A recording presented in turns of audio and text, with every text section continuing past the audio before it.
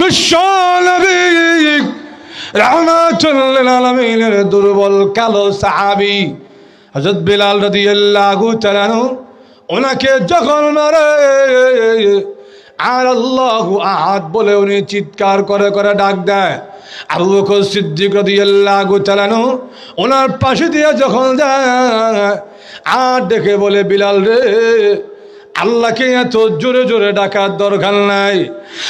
বিলাল, তুই যে আল্লাহর ডাক দিস, তো আল্লাহর নাম তো মক্কার কাফেররা বরদাস্ত করতে পারে না। তুই যত জোরে আল্লাহকে ডাকবি তোরে এরা অত জোরে জোরে মারা আরম্ভ করবে। আল্লাহকে আস্তে আস্তে ডাকো। আল্লাহ তো এমন আল্লাহ, জোরে ডাকলে যেমন শোনে, আস্তে ডাকলেও তো আল্লাহ শোনে। জোরে বলেন ঠিক না? বিলাল রাদিয়াল্লাহু তাআলা আবু বকর সিদ্দিক রাদিয়াল্লাহু তাআলাকে ডাক দিয়া বলেন, আবু বকর, আপনি জানেননি আমিও মনে মনে নিয়ত করেছিলাম আল্লাহকে আর জোরে জোরে ডাকবো না। হ্যাঁ আবু বকর, জানেননি ওই বেঈমান কাফেররা আমার বুকের উপরে ভারী পাথর বসায়া দিয়েছে। ওই ভারী পাথরের কারণে আমি বিলাল জোরে নিঃশ্বাস নিতে পারি না। আমার মনে হয় না জানি কোন সময় আমার দমটা বের হয়ে যাবে, আমি পৃথিবী থেকে বিদায় হয়ে যাব। আমার বিলালের বড় জোরে জোরে কথা বলতে কষ্ট হয়। কিন্তু আবু বকর জানেননি, ওই বেঈমান কাফেররা যখন আমাকে মারে আর যখন বলে, বিলাল আল্লাহকে অস্বীকার করো, তোমার নবীকে অস্বীকার করো, ওই সময় আমার ইমানের এত পাওয়ার বেড়ে যায়, এত জোশ এসে যায়। আমি যখন জোরে জোরে আল্লাহু আহাদ বলে ডাক দেই, ওই সময় এত মজা, এত মধুর লাগে, আমি বিলাল আর কাফেরদের নির্যাতনের কষ্ট ঠার পাই না। আল্লাহর নবী বলেন, বিলাল তুমি কালো দেখে তোমাকে দান দেয় না। বিলাল, তুমি অর্থ সম্পদ নাই, আরেকজনের গোলাম, বাড়িও এই দেশে না, আরেক দেশ থেকে আইছো, বাপ দাদার পরিচয় নাই, তোমার আব্বার নামটা কয়েকজন জানে, দাদার নাম কি আর কেউ বলতে পারবে না। বিলাল রে, তোমার এই জন্য কোনো দাম দেয় না, তুমি আর একজনের গোলাম। কিন্তু তুমি বিলালের কত ইজ্জত আর কত সম্মান আমি বিশ্ব নবী তো জানি। মেরাজের রজনীতে আমি যখন জান্নাত ভ্রমণ করতে গেলাম, এমনি তাকায় দেখি জান্নাতের ভিতরে কার যেন পায়ের জুতার আওয়াজ শোনা যায়। জিবরাইলকে ডাক দিয়ে বললাম, জিবরাইল, আপনারা বলেছিলেন আল্লাহ রাব্বুল আলামিন সর্বপ্রথম আমাকে জান্নাতে দিবেন, আপনারা বলেছিলেন আল্লাহ আমাকে দিয়া জান্নাত উদ্বোধন করাবেন। এখন তো দেখা যায় আমার আগে কে যেন জান্নাতের ভিতরে পায়চারি করে, মনে তো হয় আমার আগে কেউ জান্নাতের ভিতরে হাঁটা চলা আরম্ভ করেছে।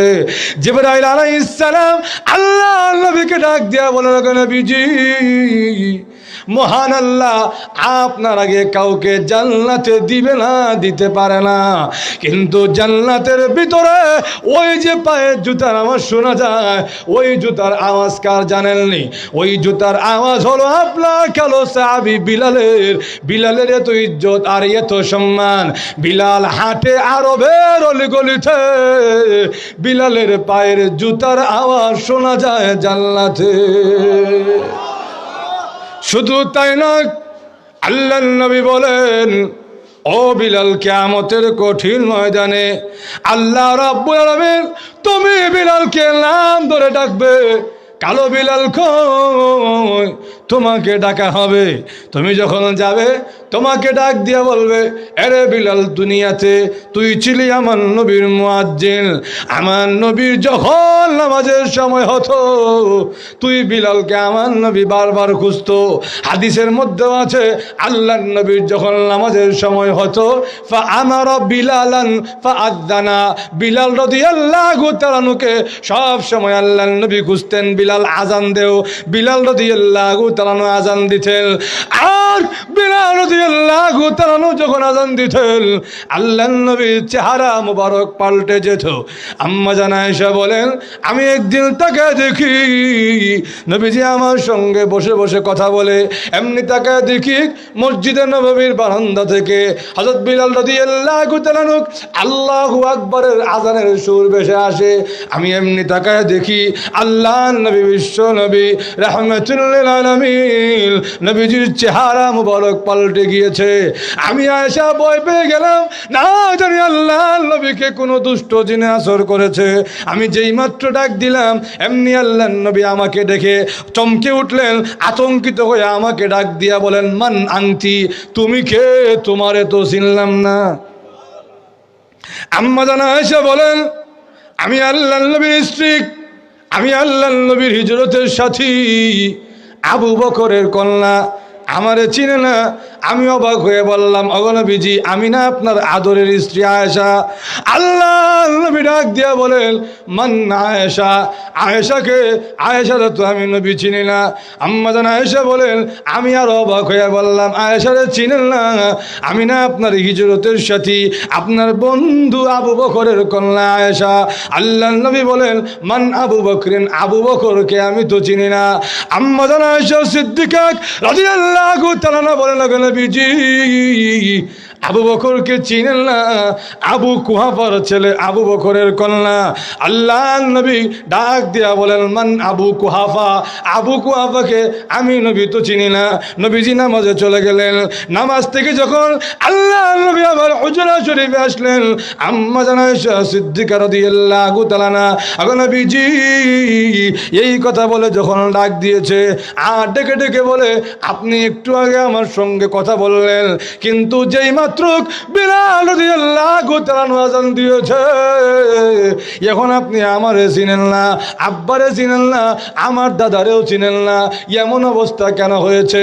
আল্লাহর নবী ডাক দিয়া বলেন, ও আয়েশা জাননি, লি মা আল্লাহি ওয়াক্তুন, আমার বিলাল যখন আল্লাহর নাম উচ্চারণ করেছে, ওই সময় আল্লাহর নাম যখন আমার কানে এসেছে, আল্লাহর সঙ্গে আমার এমন সম্পর্ক হয়েছে, স্বয়ং জিবরাইল যদি ওই সময় হাজির হতো, আমি বিশ্ব নবী জিবরাইল কেউ চিনতাম না। আল্লাহ রাব্বুল আলামিন বিলাল রাদিয়াল্লাহু তাআলাকে ডাক দিয়া বলবেন, বিলাল রে, দুনিয়ার জীবনে তুমি ছিলে আমার নবীর মুয়াজ্জিন, যাও আজকে তোমাকে আমি ক্ষমতা দিলাম, আজকে তুমি হলে আমার কিয়ামতের দিনের মুয়াজ্জিন। আজান দিয়া শোনাও। বিলাল রাদিয়াল্লাহু তাআলা আল্লাহ রাব্বুল আলামিনের পক্ষ থেকে অনুমতি লাভ করে যখন আজান দেওয়া আরম্ভ করবেন, আশহাদু আল্লা ইলাহা ইল্লাল্লাহ যখন বলবে, ওই সময় মক্কার কাফেররা যারা বিলাল রাদিয়াল্লাহু তাআলাকে নির্যাতন করত, ওই লোকগুলা ডাক দিয়া বলবেন, বিলাল রে, দুনিয়ায় থাকতে বুঝি নাই তোর যে কত সম্মান। ও বিলাল, দুনিয়ায় থাকতে তোমাকে কোনো দাম দেয় নাই, কোনো মর্যাদা দেয় নাই, কিন্তু আজকে বুঝলাম তোমার কত ইজ্জত আর কত সম্মান। সাদাকতা ইয়া বিলাল, তুমি যেই কালিমার সাক্ষ্য দিয়েছ, ওই কালিমা সত্য কালিমা, কোনো সন্দেহ নাই। ভাই আমার, যেই বিষয়টা আমি আপনাদেরকে বুঝাইতে চাই, আল্লাহ রাব্বুল আলামিন মানুষের সম্পদ দেখে সম্মান দেয় না, আল্লাহ মানুষের চামড়ার কালার দেখে সম্মান দেয় না, আল্লাহ রাব্বুল আলামিন ক্ষমতার চেহারা দেখে সম্মান দেয় না। আল্লাহ রাব্বুল আলামিন বলেন, আমার কাছে সবচাইতে দামি সম্পদের নাম হলো ঈমান। আরো জোরে বলে, যেই বান্দাটা ঈমানদার, যেই বান্দাটা নেক আমল করে, আমি আল্লাহরে ডরাই, ওই বান্দার ইজ্জত আমার কাছে সবার চাইতে বেশি।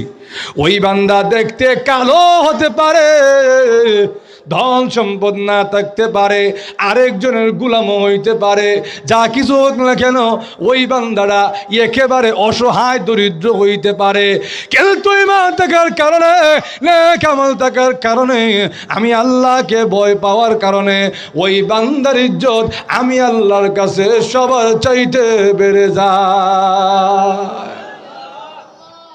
ভাইরা আমার, এই জন্যে আল্লাহ রাব্বুল আলামিন ওই মাকড়সার গড় দেখাইয়া প্রমাণ করে দিয়েছেন, মাকড়সার গড়ের দিকে তাকাও, যত ক্ষমতা দেখাও, যত সম্পদের বাহাদুরি দেখাও, যত সন্তানের বাহাদুরি দেখাও, এই সব কিছু, তোমার এই সব কিছু আমি আল্লাহর কাছে মাকড়সার গড়ের চাইতেও বেশি দুর্বল।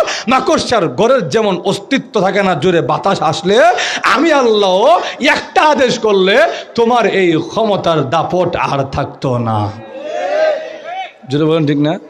একজন ইমানদার বান্দা, তার ইজ্জত আল্লাহর কাছে সবার চাইতে বেশি। নবীজির একজন অন্ধ সাহাবী ছিলেন, অন্ধ, উনি জন্ম থেকে অন্ধ, চোখে দেখেন না। ওনার নাম হলো আব্দুল্লাহ ইবনে উম্মে মাকতুম রাদিয়াল্লাহু তাআলা। উনি একবার নবীজির কাছে আইছেন, আর ওই সময় রাসূল সাল্লাল্লাহু আলাইহি ওয়াসাল্লাম মক্কার বড় বড় যারা লিডার ছিল, গোত্রীয় লিডার, এদেরকে নিয়ে বইছে একটা পার্সোনাল মিটিং, কালিমার দাওয়াত পৌঁছাবেন। মনে মনে আশা, এখানে যে নেতাগুলো আছে এর মধ্যে যদি একটাও মুসলমান হয়ে যায় তাও ইসলামের ফায়দা হবে। নেতা না, আল্লাহ থাক না, আছেন তো, বলেন ঠিক না? নবীজি খুব গুরুত্বপূর্ণ বৈঠকে, রুদ্ধদ্বার বৈঠক, ওনারা বিপক্ষে প্রস্তাব দেয়, নবীজি আবার প্রস্তাব খণ্ডন করে। এমন করতে করতে দেখা যায় কিছু মনটা নরম হয়েছে, কিছু মানছে। নবীজিও খুব খুশি। এমন সময় ওই অন্ধ সাহাবী উনি আসছে, উনি তো চোখে দেখে না, নবীজি কোন অবস্থা জানেও না। উনি ডিক্কাই কয়, আসসালামু আলাইকুম ইয়া রাসূলুল্লাহ, যদি অনুমতি দেন তা আপনার পাশে একটু বসবো, কিছু মনের কথা আপনার সাথে কব। একটু যদি বল না, আপনার জবান থেকে কিছু কথা শুনবো। আমার মনেও অশান্তি, এই অশান্তিগুলো আপনারে বইতা। নবীজি তাকায় দেখে এই লোকটা আর আওয়ার সময় পেয়েছেন না, এখন তো আমি মিটিংয়ের মধ্যে আছি, এরা তো এখন ছেড়ে দিলে এরা জীবনে আমার কাছে আসতে চায় না, এখন ছেড়ে দিলে এরা আর আমার কাছে আইবে না, কিন্তু সে তো এখন না, এরা পরে আইলেও পারতো। ঠিক না? অনেক সময় দেখবেন নিজের মানুষ যদি আপনার সুখ দুঃখ না বুঝে তাহলে কষ্ট বেশি লাগে। জোরে বলেন ঠিক না? এটা আমার লোক, এ তো এখন না, পরে আইতে পারতো। নবীজির চেহারাটা এমনি ব্রু কুচকা তাকাইছে আর মুখটা ফিরাই নিছে। আল্লাহ রাব্বুল আলামিন সরাসরি কোরআনের আয়াত নাজিল করে লাইছে। নাজিল করে বলে, আবাসা ওয়া তাওয়াল্লা আন জাআহুল আ'মা। নবীজি, একটা অন্ধ সাহাবী আপনার কাছে আসছে, তার নিজেকে শুদ্ধ করার জন্যে, আপনার জবান থেকে কয়েকটা কথা শোনার জন্যে এই অন্ধ কেন আপনার দরবারে এখন আসলো, এই জন্য আপনি ব্রু কুচকে ফেলছেন, চেহারা ফিরে ফেলছেন, ওই মক্কার কাফেরদেরকে নিয়ে বসছেন। এদের হেদায়েতের মালিক তো আমি আল্লাহ, আপনারে বানাই নাই। ঠিক না? হেদায়েতের মালিক আমি, আপনার দায়িত্ব তো শুধু পৌঁছায়া দেওয়া। ফাইন্নামা আলাইকাল বালাগ, দায়িত্ব আপনার পৌঁছা দেওয়া। হেদায়েতের মালিক আমার। এখন আমি এদেরকে হেদায়েত দিব কি দিব না আপনি তো জানেন না, কিন্তু এদেরকে এত গুরুত্ব দিলেন। আর ওই অন্ধ সাহাবীটা অন্ধ হইতে পারে, অসহায় হইতে পারে, দরিদ্র হইতে পারে, গরিব হইতে পারে, কিন্তু ঈমান থাকার কারণে ওই অন্ধ সাহাবীটার ইজ্জত আমি আল্লাহর কাছে মক্কার সকল কাফের লিডারদের চাইতেও কোটি কোটি গুণ বেশি। ভাইরা আমার, ইমানদার হন, সাচ্চা ইমানদার হন, যেই ইমানের মধ্যে মুনাফিকি থাকবে না, যে ইমানের মধ্যে আমার আল্লাহ এবং তার রসুল বাদে দুনিয়ার কোনো লোভ লালসা ঢুকাইতে পারবে না, যেই ইমান একমাত্র সারা দুনিয়া যদি এক পাল্লায় চলে যায়, আমার ইমান নিয়ে আমি আল্লাহর সামনে দাঁড়াইতে রাজি আছি। এমন ইমানদার যদি হওয়া যায়, আল্লাহ নবী বিশ্ব নবী রাহমাতুল লিল আলামিন বলেন, তোমার ইজ্জত এত বাড়বে যতদিন তুমি এই জমিনে থাকবে, মহান আল্লাহ তোমার উসিলায় দুনিয়ার সব রেখা হইব। একটু জোরে হল না? এই জন্য সাচ্চা ইমানদার হইতে রাজি আছেন তো? রাজি আছেন তো? সংখ্যা কোনো ম্যাটার করে না, মনে রাখবে, সংখ্যা কোনো ম্যাটার করে না, সম্পদ কোনো ম্যাটার করে না, চামড়ার কালার কোনো ম্যাটার করে না, সন্তানাদি লাঠির জোর কোনো ম্যাটার করে না। আল্লাহর কাছে একমাত্র দেখার বিষয় হলো অন্তরে ঈমান আসেনি, বাহ্যিক নেক আমল আসেনি। যেটা বলেন ঠিক না? রাজি আছেন তো ইনশাল্লাহ? সবাই রাজি আছেন তো ইনশাল্লাহ? আল্লাহ রাব্বুল আলামিন আমাদের সবাইকে বুঝা আমল করার তৌফিক দান করুক। সকলেই বলেন আমিন। ওয়া আখিরু দাওয়ানা আনিল হামদুলিল্লাহি রাব্বিল আলামিন। আসসালামু আলাইকুম ওয়া রাহমাতুল্লাহ।